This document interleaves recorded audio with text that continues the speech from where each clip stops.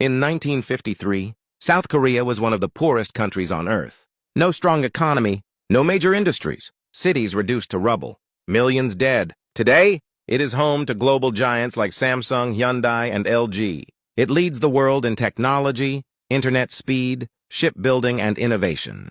How did a war-torn nation become a tech superpower? This is the story of South Korea, a nation divided. After World War II, Korea was split into two. North supported by the Soviet Union, South backed by the United States.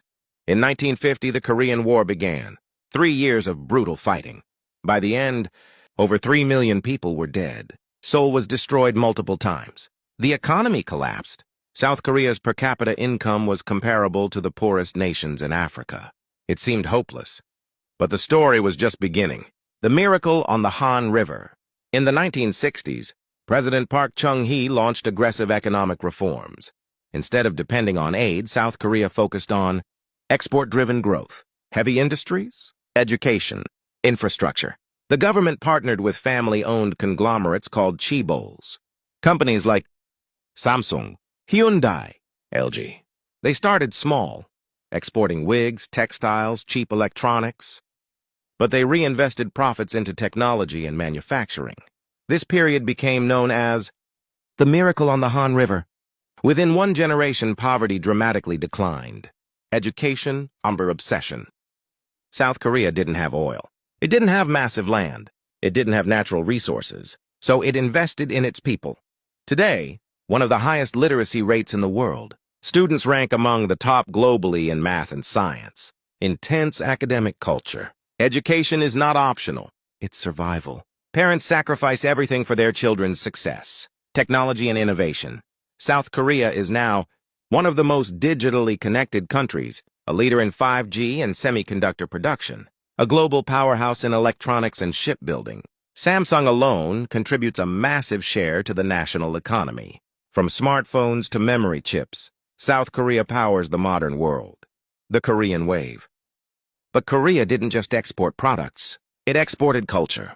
The global rise of BTS, Squid Game, Parasite, K-pop, K-dramas, K-beauty, K-food.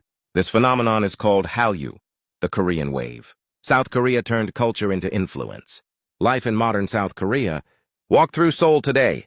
You'll see ultra-modern skyscrapers, smart transportation systems, cafes open until 2 a.m., lightning-fast internet. Yet tradition remains strong. Respect for elders, Confucian values, family-centered society. Ancient palaces stand beside futuristic towers. Old meets new, the pressure behind the success. But the rise wasn't perfect.